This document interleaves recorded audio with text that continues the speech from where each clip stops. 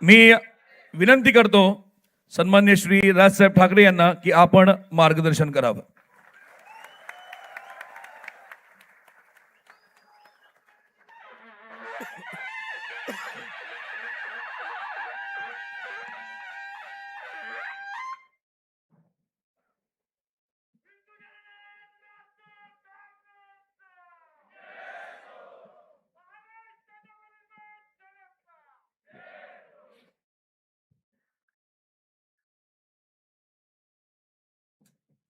इथे जमलेल्या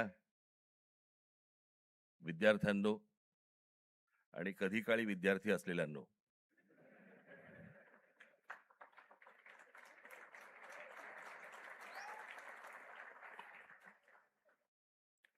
हे लाईट जरा बंद करता येतील किंवा कमी करता येतील का? हे समोरचे हे हा पण हा बंद, हा बंद. आणि हा बंद करा पहिला. हा वरचा करता येईल का? हा बस.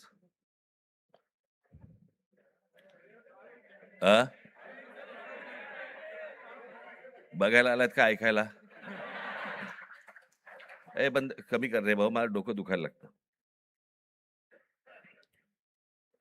आज विद्यार्थी सेनेचा वर्धापन दिन. खूप वर्ष झाली माझी राजकारणाची सुरुवातच ही विद्यार्थी सेनेतून झाली आणि त्याच्यातनं काम करत करत करत करत घडत घडत घडत घडत आज इथपर्यंत आलो. अमित आणि त्याचे सगळे सहकारी उत्तम काम करतील अशी अपेक्षा आहे, आशा आहे.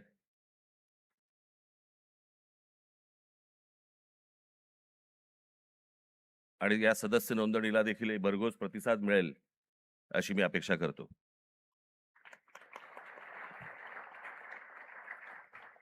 आज एवढ्या मोठ्या आंदोलनानंतर आज इतक्या लगेच विद्यार्थ्यांच्या आंदोलनानंतर लगेच इतक्या लवकर विद्यार्थी सेनेचा वर्धापन दिन आलाय.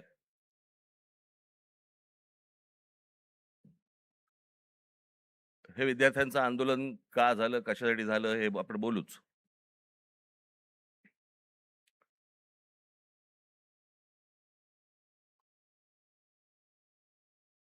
परंतु मी ज्या वेळेला कामाला सुरुवात केली त्यावेळेला काळ वेगळा होता, विषय वेगळे होते, आत्ताचे विषय वेगळे आहेत. त्यावेळेचा तरुण वेगळा होता, आत्ताचा तरुण वेगळा आहे. तेव्हाचे विद्यार्थी वेगळे होते, आत्ताचे विद्यार्थी वेगळे आहेत.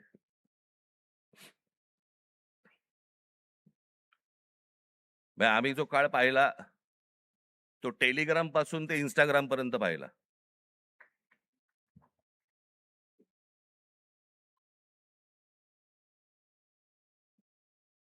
आणि आत्ताच्या ह्या सगळ्या काय ठीक आहे जेनझी म्हणजे 97 पासून जे जन्माला आले ते 2011 पर्यंतचे, बरोबर ना?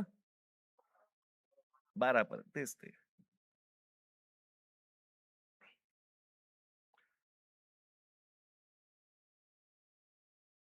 या मुलांचं म्हणणं काय, या मुलांना काय हवंय?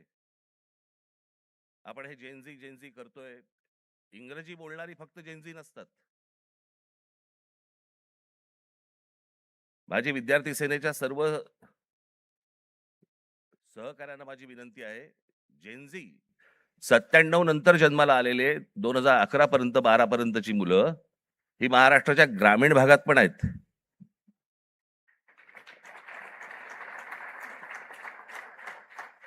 मुंबई पुण्याचे दिल्लीचे फक्त जेनझी नसतात किंवा नाहीत. या मुलांच्या अपेक्षा काय आहेत, आशा काय आहेत, यांना काय हवंय, मला असं वाटतं ही गोष्ट समजून घेणं गरजेचं आहे. काही जुन्या ज्या काही भ्रामक कल्पना ज्या होत्या मला असं वाटतं त्याही आता आपण सोडून दिल्या पाहिजेत. आमच्या काळामध्ये आम्ही त्यावेळेला लहान असताना आमचे आई वडील सांगायचे, डोक्याला रात्री झोपताना तेल लावत जा, बुद्धी तल्लख होते. एका माणसाने आयुष्यभर केसाला तेल चोपड चोपड चोपडलं पण बुद्धी नाही आली.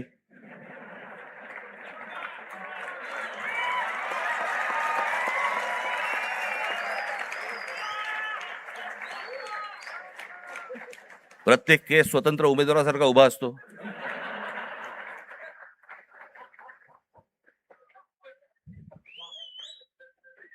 आणि हे म्हणे शिक्षण आणि तंत्रज्ञान मंत्री.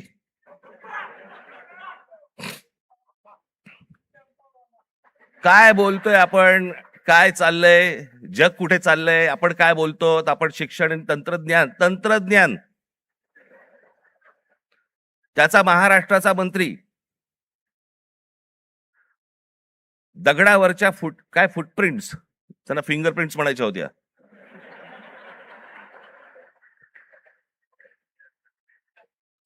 ते म्हणे आता लिंक आधारशी करणार. कसं?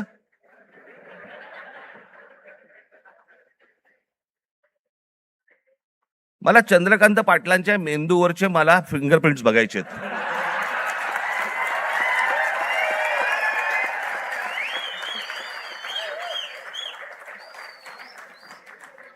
कोल्हापूरकरांनी ज्ञान मिळावं म्हणून या माणसाला कोल्हापूरवरनं पुण्यात पाठवलं, जिकडे बाबा शिक्षणाचं बाहेरघर आहे.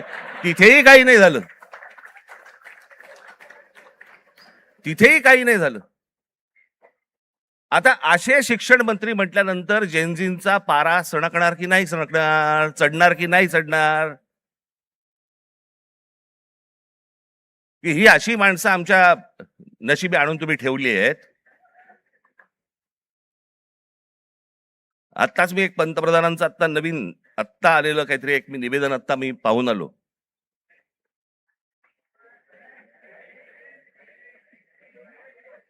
ज्यात त्यांनी असं सांगितलेलं आहे की ज्या प्रकारचे व्हिडिओज आणि ज्या प्रकारची भाषा वापरली गेली ती अयोग्य आहे. मला मान्य आहे.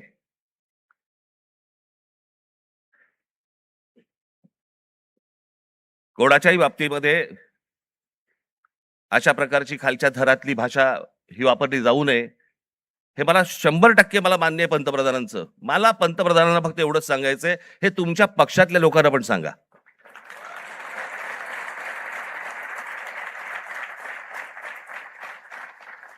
महात्मा गांधींपासून जवाहरलाल नेहरूंपासून इंदिरा गांधींपासून आतापर्यंत सगळ्यांपर्यंत आमच्यापर्यंत ज्या प्रकारची तुमची ट्रोलची जी काही टीम प्रत्येक राज्यांमध्ये जी बसवलेली आहेत, लोक बसवलेली आहेत, ते कोणत्या भाषेमध्ये आणि कोणत्या गोष्टी करत असतात मी पाहत नाही.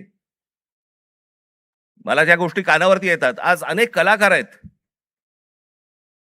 महाराष्ट्रामधले, अनेक कलाकार आहेत, ते म्हणतात बाबा बोलायलाच नको, काही लिहायलाच नको, इतक्या शिव्या पडतात, इतक्या गोष्टी होतात. ही यांचीच माणसं भरलेली आहेत. मला असं वाटतं पंतप्रधानांनी त्याही लोकांना सांगावं की त्यांनी बंद करावं म्हणून.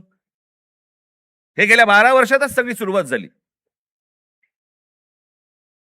भारतीय जनता पक्षाचे जी काही ट्रोलच्या टीम्स आहेत यांनी ह्या ज्या गोष्टी सुरू केल्या, याच्यातनच हे ज्याला म्हणतो ना आपण, जे तुम्ही पेराल तेच उगवेल, तेच आलं अंगावर तुमच्या. त्याच्यात पंतप्रधानांनी सांगितलं की मला शिव्या दिल्या, माझ्या आईबद्दल बोलले. चुकीचंच आहे, हे मनापासून सांगतो मी, हे चुकीचंच आहे. पण माझी पंतप्रधानांना विनंती आहे, दुसऱ्यांनाही आया असतात.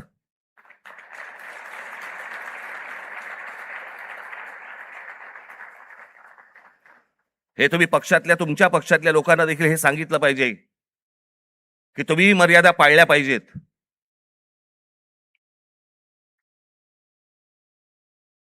आज पंतप्रधान सांगतात की मी त्या मुलांना सगळ्यांना माफ केलं, पण इतकी वर्ष 12 वर्ष तुमच्या लोकांनी जे काही केलंय त्याची माफी कोण मागणार?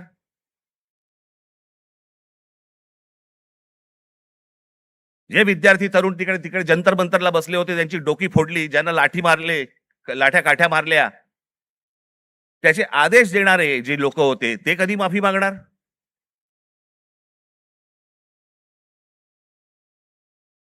आणि मला असं वाटतंय की हे मूळ हे काय झालंय, नीटची परीक्षा हे कारण आहेच, पण हे प्रत्येक ठिकाणी त्याला जे काही जो काही रिस्पॉन्स मिळाला, सगळेच काही विद्यार्थी होते आणि तरुण होते, अनेक जे विद्यार्थी दशेतनं बाहेर आलेले आहेत, अनेक तरुण होते, अनेक तरुणी होत्या. हे का आले रस्त्यावरती? याचं कारण सभोवतालचं वातावरण. आज अनेकांना वाटलं की हे फक्त नीटची परीक्षेचे पेपर फुटले, हे कारण होतं त्या आंदोलनाचं. पण त्या आंदोलनाने जे रौद्र स्वरूप धारण केलं त्याचं कारण हे आजूबाजूचं इतक्या वर्षांचं साचलेलं जे काही आहे ना, मला फुटपाथवरनं चालता येत नाही, माझ्याकडे पाणी तुंबलेलं असतं, आमच्याकडे बागा नाहीत, माझ्या लहान मुलांना खेळायला माझ्या मैदानं नाहीत, बाहेर कुठे घेऊन जायला जागा नाही, शिक्षण झालंय, नोकऱ्या मिळत नाहीयेत, सगळ्या कंपन्या खासगी लोकांना दिल्या जात आहेत, एकाच उद्योगपतीवरती मेहरबानी सुरू आहे, त्यालाच सगळी जंगलं दिली जात आहेत, त्यालाच सगळ्या जागा दिल्या जात आहेत. जेव्हा कधी बघावं तेव्हा या देशामध्ये फक्त निवडणुकाच सुरू आहेत, आमदार खासदार फोडले जात आहेत, 50-50, 100-100 कोटी. डिजिटल इंडिया, तुमच्याकडचे पैसे हे सगळे काय ते सगळे काय डिजिटलाइज केलेत वगैरे वगैरे काय काय काय काय ज्या गोष्टी सगळ्या आता झाल्या. हे आमदार खासदार फुटतात त्यावेळेला कुठे कार्ड कुठे स्वाईप करतात?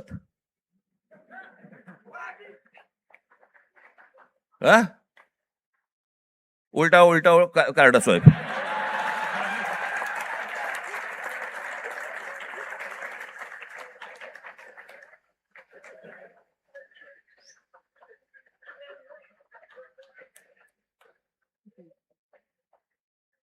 पैसे कुठे देतात मग? हे सगळं जे आहे हे सगळं साचलंय, हे सगळं साचलंय. त्या सगळ्या गोष्टींचा उद्रेक आता बाहेर येतोय, तो येणार, अजून येणार.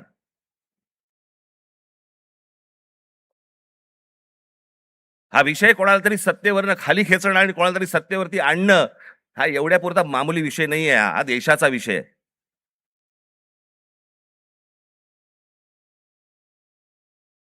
हा देशाच्या भविष्याचा विषय आहे, देशातल्या विद्यार्थ्यांच्या तरुणांचा भविष्यातला विषय. हा काय होणार आहे त्यांचं? आज माझ्या महाराष्ट्रातल्या ग्रामीण भागामध्ये, देशातल्या आज ग्रामीण भागामधला तिकडचा तरुण, तिकडच्या तरुणी काय करत असतील दिवसभर, काय विचार करत असतील? तो तिकडचा तरुण ज्यावेळेला विचार करत असेल की बाबा माझ्या बाजूच्या घरामध्ये एकाने शेतकऱ्यांनी माझ्या वडिलांचे मित्र होते, त्यांनी आत्महत्या केली, त्यांच्या अंत्यविधीसाठी तो मुलगा जाणार, विचार काय करणार? हे माझ्या वडिलांच्या मनामध्ये येऊ नये, मग याच्यासाठी मी काय केलं पाहिजे? मग मी शहरात गेलं पाहिजे. मग शहरात गेल्यावरती काय होणार माझं? मला कुठून नोकरी मिळणार? मला कुठून शिक्षण मिळणार? माझं पुढे काय होणार?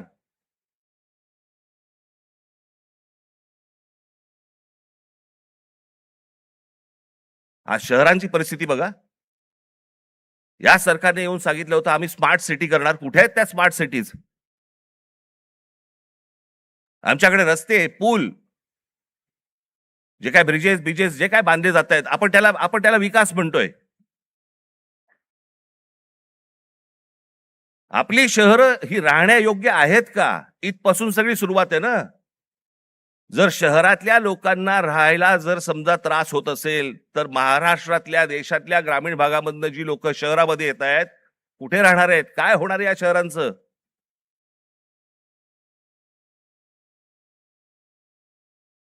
मी आता एक जस्ट तुमच्यासाठी म्हणून एक आकडा म्हणून आणलाय.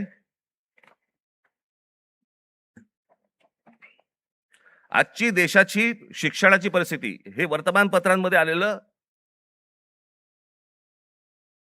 हे वेबसाईट वरनं काढलेलं, अनेक गोष्टींमधनं आलेलं, हे त्याच्यातनं मी हे तुमच्या समोर मांडतोय. आजची देशाची शिक्षणाची परिस्थिती काय आहे? देशातील 1 लाख शैक्षणिक संस्थांमध्ये मुलींसाठी स्वच्छतागृह नाही. 1 लाख. 15,000 शाळांमध्ये पिण्याच्या पाण्याची सुविधा नाही. 2004 मध्ये 8 लाख शिक्षकांची पदे जी रिक्त होती ती 2026 मध्ये ही संख्या 10 लाखावरती पोहोचलेली आहे. शिक्षक हवे 10 लाख. 23 ला जॉईंट एंट्रन्स एक्झाम परीक्षार्थ्यांसाठी फक्त 1,00,000 जागा उपलब्ध आहेत. 2014 मध्ये 3,00,000 विद्यार्थी परदेशात शिक्षणासाठी गेले होते. 2014ला 3,00,000. तर 2026 मध्ये ही संख्या 9,10,000 9,10,000वरती पोहोचली आज. इतकी मुलं परदेशात जात आहेत. का परदेशात जात आहेत? मी 2014 साली मी एक डॉक्युमेंटरी केली होती, छोटीशी एक फिल्म केली होती 16 मिनिटाची. आपण जरूर बघा, YouTube वरती आहे.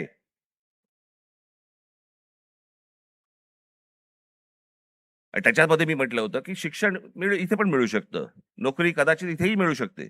ही मुलं परदेशात का जात आहेत? ही सगळी मुलं परदेशात जात आहेत याचं कारण सभोवतालचं वातावरण.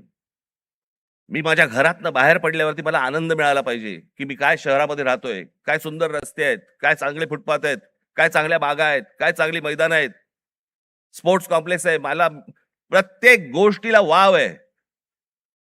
मग आमच्याकडे ही गोष्ट का नाहीये?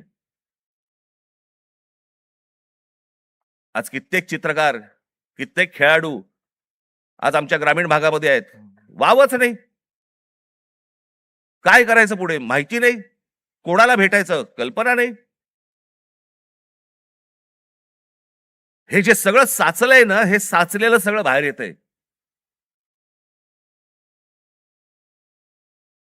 नीटचे पेपर फुटण्याचा राग आहेच, पण हे जे बाकीचं जे साचून ठेवलेलं आहे ना, त्याचं काय करणार आहात?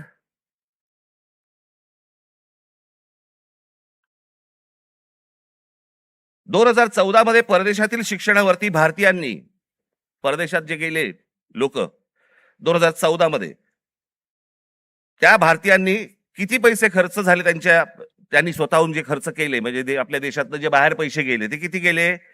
तर ते 79,500 कोटी खर्च झाले. 79,500 कोटी. आज हा खर्च वाढून, आज 2026 मधली गोष्ट बोलतोय, किती वरती गेलाय? तर तो 5,85,000 कोटी वरती गेलाय. म्हणजे 5,85,000 कोटी हे आपल्या देशातनं आपली मुलं बाहेर शिक्षणासाठी गेलेत, त्यांच्या आई वडिलांनी जो खर्च केलाय तो 5,85,000 कोटी आपल्याकडनं परदेशात गेलेले आहेत. हजारो उद्योगपती, हा तर लोकसभेमधला आकडा आहे, हजारो उद्योगपती आपला सगळा बोजा बिस्तारा गुंडाळून परदेशात निघून गेलेत.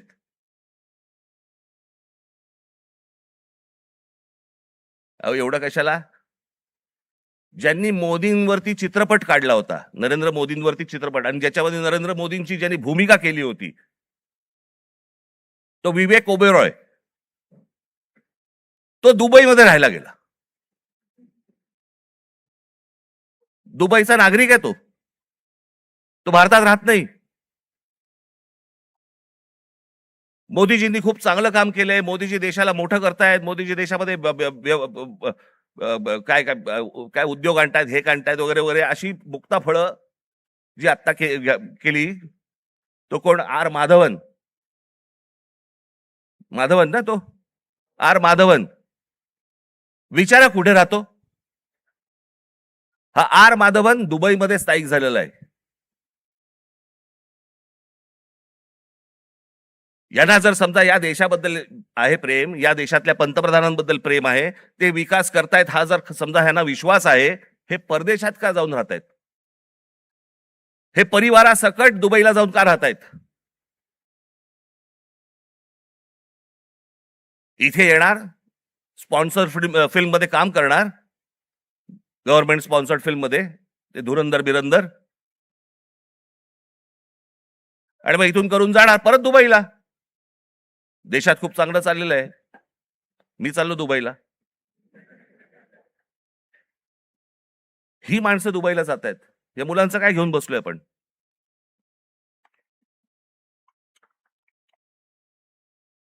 दोन 2004 मध्ये काँग्रेस सरकार ज्या वेळेला होतं त्यावेळेला शिक्षणावरती खर्च किती होता?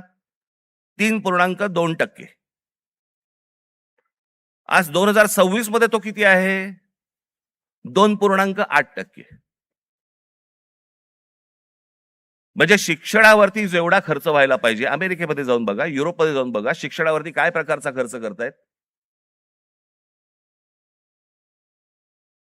आज त्या मुलांना, त्या विद्यार्थ्यांना, त्या मुलांना त्यांची स्वप्न, त्यांना काय म्हणायचंय, त्यांना काय सांगायचंय, त्या प्रत्येक गोष्टींसाठी, प्रत्येक स्वप्नांसाठी त्यांच्याकडे वाटा आहेत.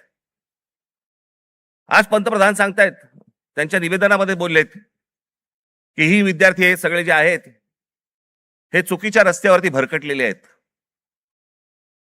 चुकीच्या रस्त्यावरती. मी एक ओशोंचं एक वाक्य ऐकलं, मी वाचलं होतं ज्यावेळेला, मी त्यातलं एक वाक्य होतं ओशोंचं, फार छान वाक्य होतं. आणि त्याच्यामध्ये असं म्हणाले ते कि कौन कहता है कि इस देश का युवक गलत रास्ते पे भटक रहा है. रास्ता बनाने वालों ने ही अगर गलत रास्ता बनाया है तो युवकों को क्यों टोकते हो?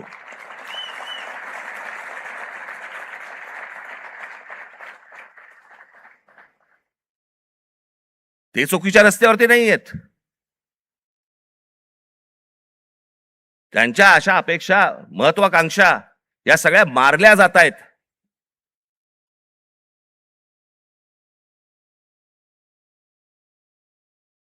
मोदींनी सांगितलं की आज मी म्हणे त्या सगळ्या ज्यांनी कोणी ट्रोल बिल केले त्यांना मी सगळ्यांना माफ करतो. या नीटच्या परीक्षांचे पेपर फुटल्यानंतर ज्या मुलांनी आत्महत्या केल्या त्यांच्या आई वडिलांची कोण माफी मागणार?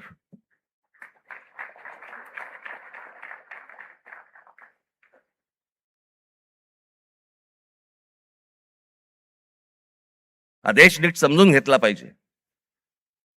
विद्यार्थ्यांचं, तरुणांचं, तरुणींचं म्हणणं, मत हे आपण समजून घेतलं पाहिजे.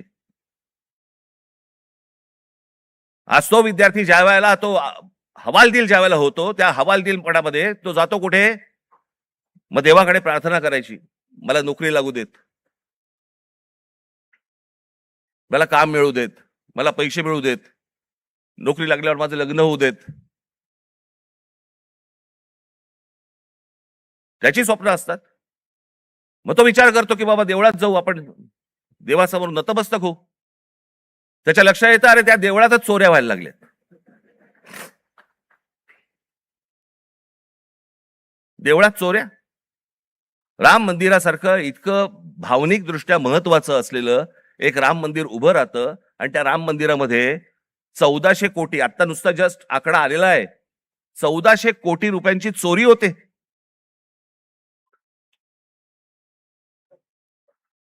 आणि याच्यावरनं सरकारमध्ये असलेले कोणीही त्याच्यावरती बोलायला तयार होत नाहीत. राम मंदिरावरती मतं मागताना बरोबर गेलात तुम्ही. मग ज्या वेळेला 1400 कोटी रुपयांची चोरी झाली, पंतप्रधान स्वतः एकटे गेले होते, सगळेजण बाजूला उभे होते. स्वतः एकट्याने जाऊन तिकडे जाऊन पूजा केली, प्रतिष्ठापना केली, सगळ्या गोष्टी केल्या. पंतप्रधानांनी याच्यावरती बोलायला नको राम मंदिराच्या चोरीबद्दल? का त्या अयोध्येमधनं एक खासदार निवडून नाही आला म्हणून आमचा संबंध तुटला, असं आहे?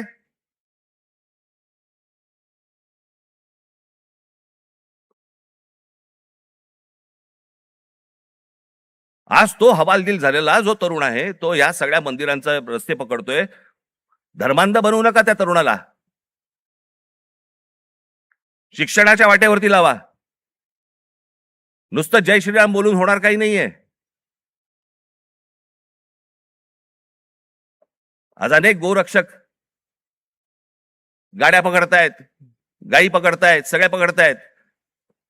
आणि हेच आमचेच पंतप्रधान ऑस्ट्रेलियामध्ये जाऊन सांगतायत की बीफ एक्सपोर्ट मध्ये भारत हा 1 नंबरचा देश आहे. बीफ एक्सपोर्ट मध्ये ते कापल्याशिवाय होणार आहे का एक्सपोर्ट मध्ये आपण 1 नंबरचे? मग त्या गोरक्षकांचं काय करायचं? आपण करतोय काय? देश चाललाय कुठे? देश काय विचार करतोय? काही कशाचा कशाला ताळमेळ नाही. बस दिसली जमीन की दे अदानीला, दिसलं जंगल की दे अदानीला. आम्ही काही ह्या सगळ्या गोष्टींचे काय फक्त टीका करण्यासाठी हा विषय नाहीये. मला असं वाटतं ही गोष्ट परिस्थिती समजून घेणं गरजेचं आहे. या देशामध्ये काय सुरू आहे आणि काय घडतंय. मी आज अजून एक गोष्ट तुमच्या समोर आणणार आहे. माझे पत्रकार बांधव इथे आलेले असतील, तुम्ही विचार करा, आपण जातो, श्रद्धेने जातो, मंदिरात जातो, आपण काही दानपेटीमध्ये टाकतो, ज्याच्यावरती या देशाच्या सगळ्या मंदिरांमध्ये लाखो कोटी रुपये जमा होतात. काय होतात, त्याचं काय होतं काय नाही माहित नाही. त्याचे ट्रस्ट असतात, त्याचे ट्रस्टी असतात सगळे, मग त्याच्यातनं आपल्याला कळतं चोऱ्या होत आहेत. आता हे प्रकरण घ्या, पत्र आहे, प्रति माननीय श्री एकनाथ शिंदे साहेब, उपमुख्यमंत्री महाराष्ट्र राज्य, विषय सिद्धिविनायक मंदिर न्यास मधील दानपेटीतील चोरीबाबत वरिष्ठ पातळीवरती चौकशी करण्याबाबत. जिथे आपण श्रद्धेने जातो, जिथे दानपेटीमध्ये आपल्याकडे भाविक जातात आणि पैसे टाकतात,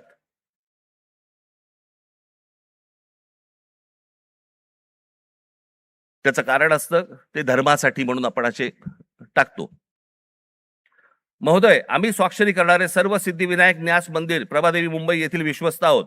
साहेब, आपण विश्वासाने आमची संबंधित ट्रस्टवरती सदस्य म्हणून नियुक्ती केली असून आपल्या विश्वासाला पात्र राहण्याचा आम्ही प्रामाणिकपणे प्रयत्न करत आहोत. भाषा पण बघा, मंदिर आहे का कंपनी येतेच कळत नाही मला. त्यामुळे मंदिरात गेल्या 1.5 वर्षाच्या कालावधीत विविध उपाययोजना राबविताना मंदिराची मिळकत 35% जादा वाढविण्यात आम्ही काही प्रमाणात यशस्वी झालो आहोत. मिळकत तुम्ही कशाची यशस्वी झालात? असो महोदय, विश्वस्तांच्या सतर्कतेमुळे मंदिरातल्या दानपेटीतून पैसे चोरणारे कर्मचारी पकडले गेलेले आहेत. हे कर्मचारी पकडण्यापूर्वी दर बुधवारी मंदिरातल्या दानपेटीतील रकमेची मोजदाद ही 50 लाख रुपयाच्या आत होती. मात्र हे कर्मचारी पकडल्यानंतर गेले 3 आठवड्याची दानपेटी रक्कम ही 1.5 कोटी रुपयांच्या घरात पोहोचली आहे. याचाच अर्थ यापूर्वी दर आठवड्याला दानपेटीतील जमा होणाऱ्या काही रकमेतील काही रक्कम ही लंपास होत होती. त्यामुळे दरवर्षी सुमारे 18 कोटी रुपयांचे मंदिराचे नुकसान होत होते. याचे धागेदोरे वरिष्ठ पातळीवर आहेत असा आमचा ठाम संशय आहे. साहेब, या प्रकरणाची आपण गंभीर दखल घेऊन शासकीय पातळीवरती संबंधित प्रशासनातील वरिष्ठ अधिकाऱ्यांची चौकशी लावावी अशी आमची आपणास विनंती आहे. विश्वस्त मंडळ सिद्धिविनायक गणपती मंदिर न्यास प्रभादेवी मुंबई. हे सगळ्यांनी सह्या केल्या आहेत. राहुल लोंढे, भास्कर शेट्टी, महेश मुदलियार, जितेंद्र राऊत, मीना कांबळी, मनीषा तुपे, गोपाळ दळवी, सुदर्शन सांगळे, हे त्यांचं पत्र आहे.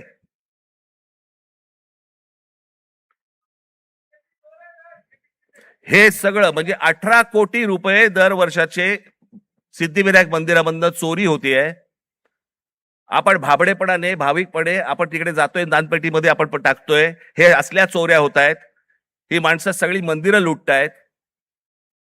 हाच तो तरुण, हेच ते विद्यार्थी परीक्षांच्या वेळेला नोकरीसाठी मंदिरामध्ये जातायत, पायऱ्या झिजवतायत, सांगतायत देवाला मला नोकरी मिळू देत, आणि त्याच मंदिरामध्ये चोऱ्या होत आहेत. तिकडचेच विश्वस्त चोऱ्या करतायत. तिकडचीच माणसं चोऱ्या करतायत.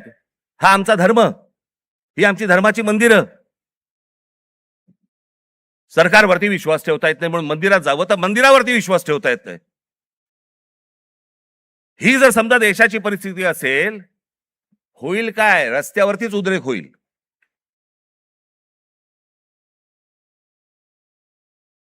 राजकारण सोडून द्या बाजूला. मला असं वाटतं या सगळ्या गोष्टींचा सामूहिक देशाचा म्हणून, राज्याचा म्हणून आपण विचार करणं गरजेचं आहे सर्वांनी मिळून. निवडणुका येतील त्यावेळेला विचार करू वेगळा. पण आज काय परिस्थिती आहे? हे का झालं? कशामुळे झालं? हा उद्रेक का झाला? मला असं वाटतं ह्या गोष्टी समजून घ्यायला नको. अनेक बारीक बारीक बारीक बारीक त्याला लेयर्स आहेत, पापुत्रे आहेत. ते पापुत्रे चढत चढत चढत चढत त्याची वडी झालेली आहे. मला असं वाटतं ही गोष्ट सरकारने समजून घेणं गरजेचं आहे. आज मनातल्या तरुणांच्या, विद्यार्थ्यांच्या आशा, आकांक्षा, महत्वाकांक्षा या मला असं वाटतं विद्यार्थी सेनेने समजून घेणं गरजेचं आहे. नोंदणी होत राहील, पण त्यांची ते काय विचार करतायत मला असं वाटतं हे पाहणं गरजेचं आहे. याच्यामध्ये जर बदल झाला नाही, मी हीच गोष्ट एकदा मागे जेव्हा नीटचा पेपर फुटला होता 2016 साली, तेव्हा मी पंतप्रधानांना फोन केला होता आणि त्यांना मी सांगितलं होतं की म्हटलं हे तुम्ही स्वतः ह्याच्यामध्ये जातीने लक्ष घाला या प्रकरणामध्ये. म्हटलं देशातले शेतकरी आत्महत्या करतायत, हे मी 2016ला सांगितलं होतं. म्हटलं उद्या हे विद्यार्थी आत्महत्या करतील, आणि आज तेच घडलं. 21 विद्यार्थ्यांनी आत्महत्या केली.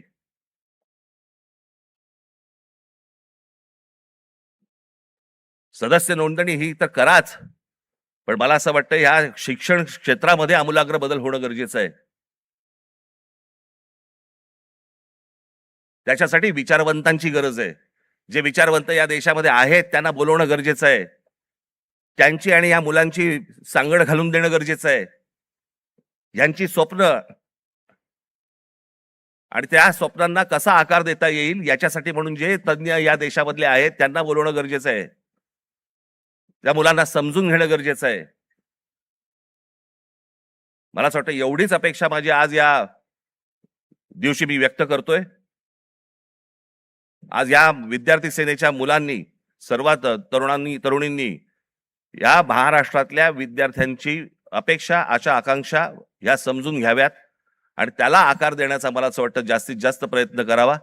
भविष्यातल्या तुमच्या सगळ्या वाटचालीसाठी माझ्याकडनं मनपूर्वक तुम्हाला सर्वांना शुभेच्छा देतो आणि आपणा सर्वांची मी रजा घेतो. धन्यवाद. जय हिंद, जय महाराष्ट्र.